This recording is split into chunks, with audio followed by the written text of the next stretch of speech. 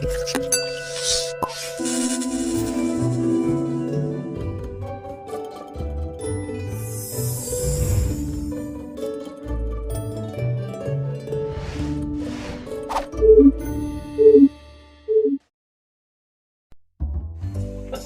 na pala kayo. Ang aga-aga niyo. Ano oras na ba? Ay, mag-alas 10 na pala. So pag alas 10 na, siyempre, ipitin na contemporary issues. Magandang umaga sa inyong lahat. Grade 10, hindi Bohol. Ako nga pala si Teacher Felix ninyo. At sa araw na ito, ay punong-puno tayo ng pag-aaral dahil siyempre meron tayong special guest mula mismo sa Department of Interior and Local Government na siyang magpapaintindi sa atin ng ating aralin sa araw na ito. O mga bata, sa nakaraan nating pag-aaral, hindi ba pinag-aralan natin ang ano naman tawag nun? Na kung saan nakikilaw ang mga tao o ang taong bayan sa pamahalaan? Ito ay tinatawag na participatory governance. Okay. Sa araw naman na ito, alamin naman natin yung kakambal niya. Ang tao pag may kakambal, di ba halos kahawig, ano? So, ano ito? Ano ito kakambal niya ta? Ito ay tinatawag na good governance. Okay? Pagkatapos ng araling ito, ang mga mag-aaral ay inaasahang napapahalagahan ang papel ng mga mamamayan sa pagkakaroon ng isang mabuting pamahalaan. Okay, ito gawin natin ha. Pas lalong magiging makabuluhan yung ating pag-aaral ay gawin natin. Pumunta tayo sa DILG Tagbilaran City para kapanayin natin yung resource person na talagang magpapaliwanag sa atin ng aralin ito. Okay? Kayo ba nakapunta na kayo ng Tagbilaran City? Baka naman meron ba yung data? Kaya punta na tayo ha. Let's go.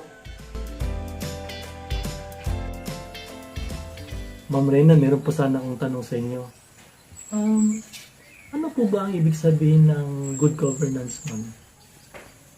Ang mabuting pamamahala ay ang pagsunod ng mga local government units ng mga batas kung saan nakasaad kung ano ang dapat nilang maibigay na mga serbisyo at kung ano ang dapat gagawin ng mga local government units sa pagpanatili na mayroon tayong environmental protection, pagprotekta ng mga tao sa mga sakuna, no?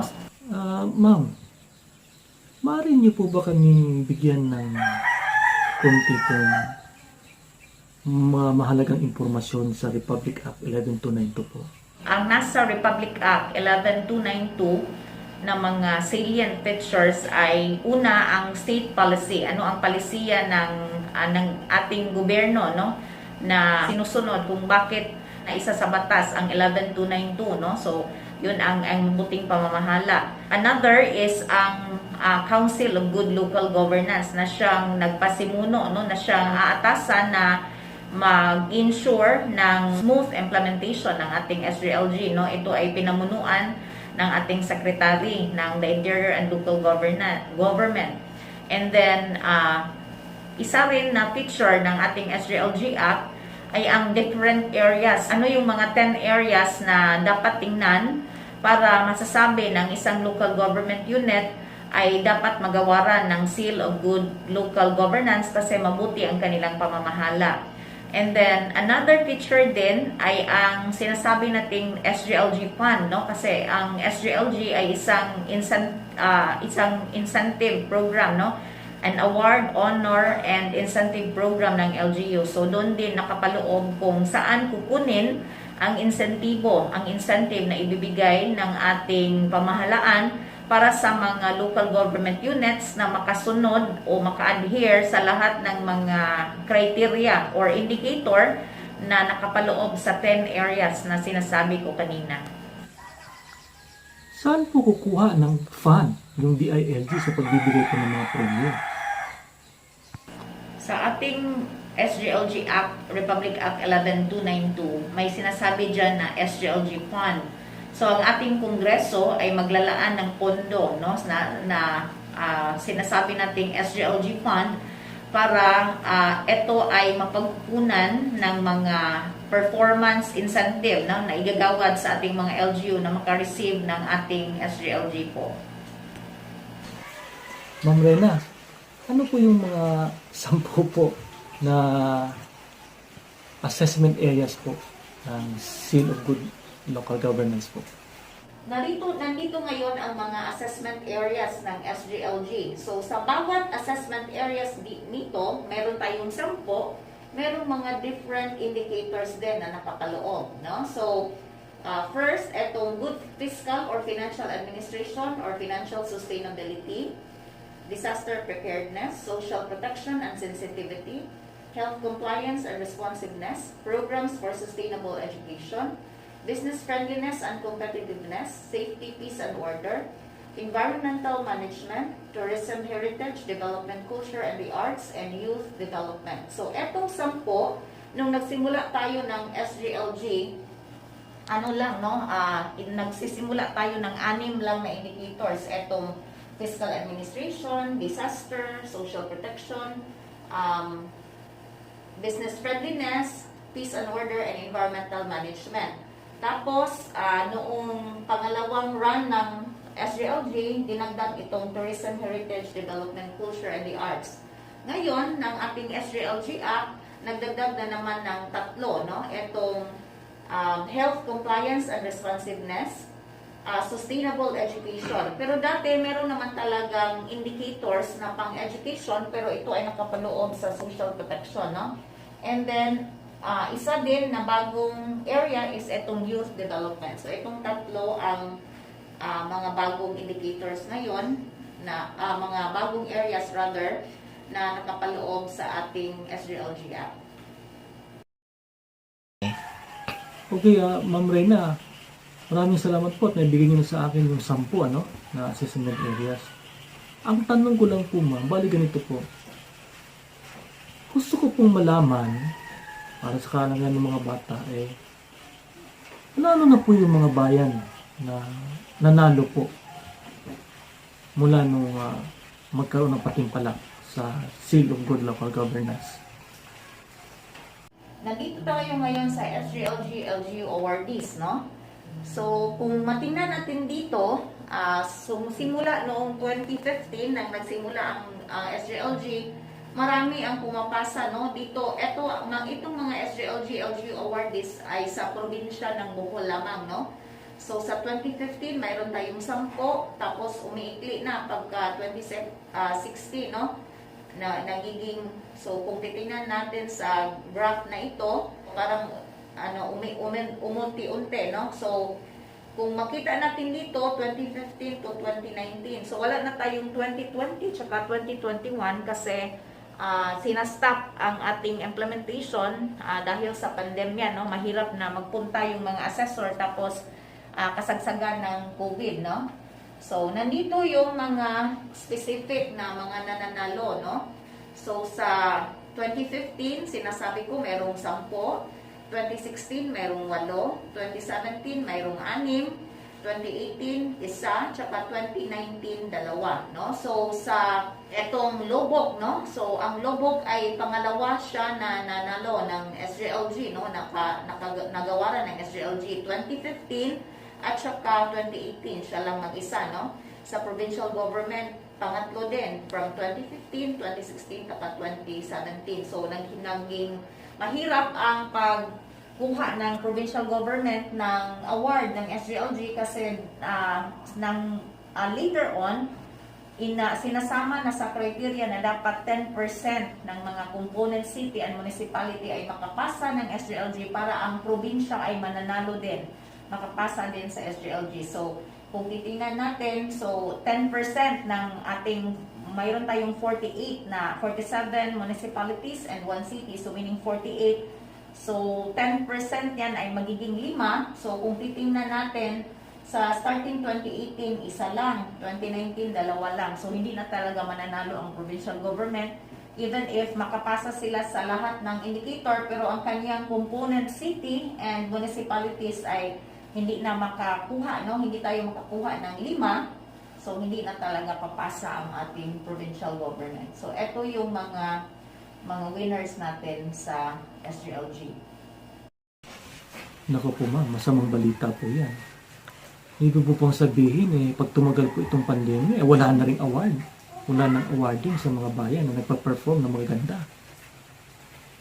Ganun po ba yun, ma'am? Kahit na may pandemya tayo, hindi naman tumigil ang ating Council of Good Local Governance na siyang mag-ensure na smooth ang implementation ng SGLG. In fact, sa ngayon, meron tayong sinasagawa na field test, no? Ang mga indicators natin na anticipating na ating i-implement in the year 2022 or sa susunod na taon ay pini-field test ngayon. So, meron tayong selected na mga local government units dito sa Bohol na including na dito ang Lobok na pinapa-answer natin, no, ng ating mga indicators ng mga areas, no. So ang layunin nito na sa next year na i-implementa na ang SGLG ay para ito ay mapapabuti pa. Tapos yung sinabi natin na Council for Good Local Governance, sila yung tumitingin kung ano yung mga balakid tsaka ano kaya ang magiging mga interventions nito, no? So yun yung gagawin nila every year para mapapabuti at ma-enhance ang pag-implement ng ating Seal of Good Local Governance. So ma'am, ganito po ang tanong ko, ano? Paano po makakalahok yung mga mag-aaral sa programang ito? Ito ba eksklusibo para sa mga politiko, sa mga elected at sa mga appointed officials? O kasama po ang mga bata? Kayong mag-aaral, kayo ang pag-asa ng bayan kasi in the future, kayo ang magiging leader ng ating bayan. So kahit sa murang edad ninyo, hindi naman sinasabi na kayo talaga ay katuwang namin, no, sa pag-implementa ng SGLG, pero in your own little way, kayo ay makakatulong, kayo ay makakaambag para sa ating sinasabing mabuting pamamahala or good local governance. So paano ninyo ito magagawa? Ito ay magagawa ninyo sa inyong pakikilahok sa mga programa, sa mga different na mga activities or sinasagawa ng inyong barangay na government, inyong municipal government, no? So, or city government for that matter. So, kung ano yung mga activities for environmental protection, tapos meron naman yung mga activities for the Sangguniang Kabataan na mayroon silang i-initiate na mga activities. So, yon ang proper time ninyo na kayo ay makilahok. Tapos kung meron kayong nakita na mga hindi magandang nangyari sa ating kapaligiran or sa ating komunidad, ito ay inyong i-report, no, sa mga authorities natin para masiguro natin na ating maprotektahan ang ating environment tsaka masunod natin ang sinasabi nating mabuting pamamahala ng ating mga namumunuan. So ang pamumuno ay hindi naman sa mga elected at appointed officials lamang, kundi tayo rin, no, na mga mamamayan, dapat tayo ay makilahok sa pamumuno para mapapaunlad natin ang ating bayan. Aba, magandang balita po yun kasi mga kabataan na. Pero sa aming mga guro, paano naman po kami maging kabahagi nitong programang ito ng SGLG sa buong kagawaran ng edukasyon po, ma'am? Sa kagawaran ng edukasyon, sa nasabi ko na kanina, ang DepEd ay part ng ating or kasali sa sinasabi nating Council for Good Local Governance, no? Pero so kaya ang ating DepEd ay parte na sa lahat ng mga activities, no, ng SGLG. Pero ang hinihiling ko lang sa ating mga guro, no, na makakarinig ng ating video or makakapanood ng video, ang hinihiling ko lang sa inyo na ang maiambag ninyo ay ang pag-include, no, ang pagsali sa mga diskusyon ng mabuting pamamahala sa inyong mga aralin, no, sa inyong mga subjects. Kahit na meron tayong specific na subject, yung AP, no, na makakapagtalakay ng mabuting pamamahala, pero hindi naman siguro ito hadlang na ang ibang subjects din natin ay ma-inject din natin ang mga lessons ng mabuting pamamahala, lalong-lalo na para ma-instill natin, para sa isip ng ating mga mag-aaral na again, ang mabuting pamamahala ay hindi lang responsibilidad ng ating mga elected at appointed officials, kundi pati na rin ng ating mamamayan, na lahat tayo mayroon tayong maiambag in our own little way para maging mabuti ang pamamahala ng ating mga elected officials, tapos mapabuti din ang kalagayan ng ating environment at ng ating mga komunidad. Alam niyo po ma'am, ito na po ang pinakamahalagang parte ng ating pag-uusapan. Siyempre po, napapasalamat po kami na kami inyong pinaunlakan sa pag-i-interview po sa inyo. At sana po ay maging katuwang ninyo ang mga mag-aaral, ang mga guro sa ating SGLG po. Ang sa akin lang po ma'am, nasa inyo na po ang pagkakataon na kayo naman ang magbibigay ng huling pananalita po sa ating mga mag-aaral. Wala pong anuman sir, at sa ngalan din ng aming ng DILG na pinamunuan ng ating DILG Provincial Director Jerome G. Gonzales, kami ay nagpapasalamat din sa inyong inisyatibo na ginagawa upang mapabuti lalo ang ating pagbahagi ng ating mga aralin. Ang pagkikipagtulungan ng corporate sectors, civil society organizations, at mga partidong politikal sa gawain ng pamahalaan ay siyang susi ng isang mabuting pamamahala. Para malaman natin kung meron kayong natutunan sa araw na ito, ay magkakaroon tayo ng isang maikling pagtataya. Okay? So, ang panuto ay simple lamang. Ang gagawin ninyo ay pipili kayo ng mga sagot sa aking babanggitin ha. O, sige, so, umpisa tayo. Okay, unang tanong. Ito ay tumutukoy sa interaksyon ng mga ahensya at ng opisyal ng pamahalaan sa corporate sector, civil society organizations, at mga partidong politikal. Ang mga pagpipilian, government, governance, authority, at stakeholder. Uulitin ko. Ito ay tumutukoy sa interaksyon ng mga ahensya at opisyal ng pamahalaan sa corporate sector, civil society organizations, at mga partidong politikal. Ang pagpipilian ay ang mga sumusunod: government, governance, authority, stakeholder. At ang tamang sagot ay governance. Para sa pangalawang tanong, ito ang proseso kung saan ang mga pampublikong institusyon ay naghahatid ng mga kapakanang pampublika. Para sa pangalawang katanungan, ito ang proseso kung saan ang mga pampublikong institusyon ay naghahatid ng kapakanang pampubliko. Ang mga pagpipilian ay mga sumusunod: governance, good governance, participating governance, at participatory governance. Ulitin ko, ang tanong, ito ang proseso kung saan ang mga pampublikong institusyon ay naghahatid ng kapakanang pampubliko. Ang pagpipilian, governance, good governance, participating governance, at participatory governance. At ang tamang sagot ay participatory governance. Para sa ikatlong katanungan, ang mga sumusunod ay mga indikasyon sa pagtataya ng good governance maliban sa isa. Ang mga pagpipilian ay mga sumusunod: pananagutang pinansyal o financial accountability, pagbabawal sa pakikilahok sa civil society, transparency sa pagpapasya pagdating sa budget, at rule of law. Uulitin ko, ang sumusunod ay mga indikasyon sa pagtataya ng good governance maliban sa isa. Ang mga pagpipilian ay mga sumusunod: pananagutang pinansyal o financial accountability, pagbabawal sa pakikilahok sa civil society, transparency sa pagpapasya pagdating sa budget, at rule of law. At ang tamang sagot ay pagbabawal sa pakikilahok sa civil society.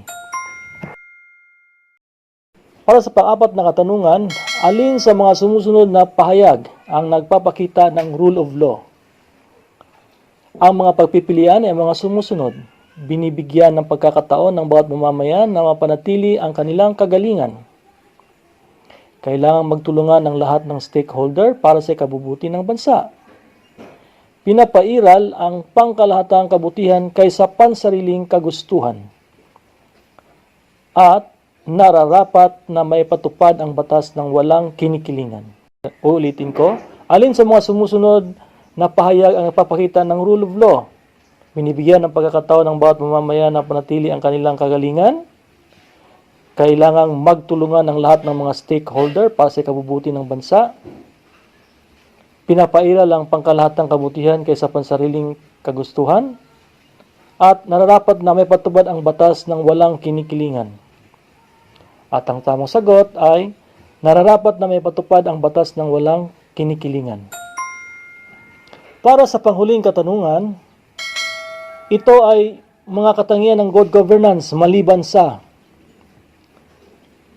empowering, responsiveness, accountability, legitimacy. Uulitin ko.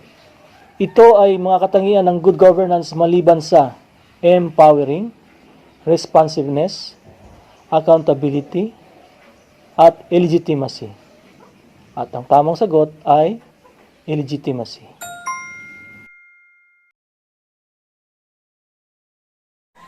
Ay naku mga bata, maraming salamat ha. Dahil siyempre nakita kong results dito, ay halos lahat kayo 4 at 5 ang scores. So siyempre dahil 4 at 5, kasi masaya ako. Pero lalo pa siguro sasaya ako. Pero nalapit na, di ba yung sinasabing pag-expand ng SGLG natin. So dapat, pupunta kayo sa mga barangay ninyo at alamin niyo yung mga programa nila ng good governance, ano? At isabit niyo sa akin na pwede na sa papel. Yung papel na may sulat sa likod, yung isa naman wala, ganun lang, recycled paper lang. Ano? Isang simple lang na pagpapahayag kung ano ang mga natutunan ninyo sa barangay na yun. Okay? Mamasahan ko ba sa inyo yan? O, mga bata ha, huwag kalimutan ang inyong takda. O sige, ito gawin natin ha, pag may tanong kayo. O, PM din pag may time ha. Okay? Felix Bertobi Simbulas Jr. Di ba? Babasahin ko yan, pangako. Pag kayo na may tanong sa akin ha. Okay, magpapaalam na ako sa inyong lahat. At para sa quarter 4, week 7 ng AP 10, Contemporary CCUs, Good Governance. Ito po si Teacher Felix ng Lobok National High Schools nagsasabing magandang araw sa inyong lahat.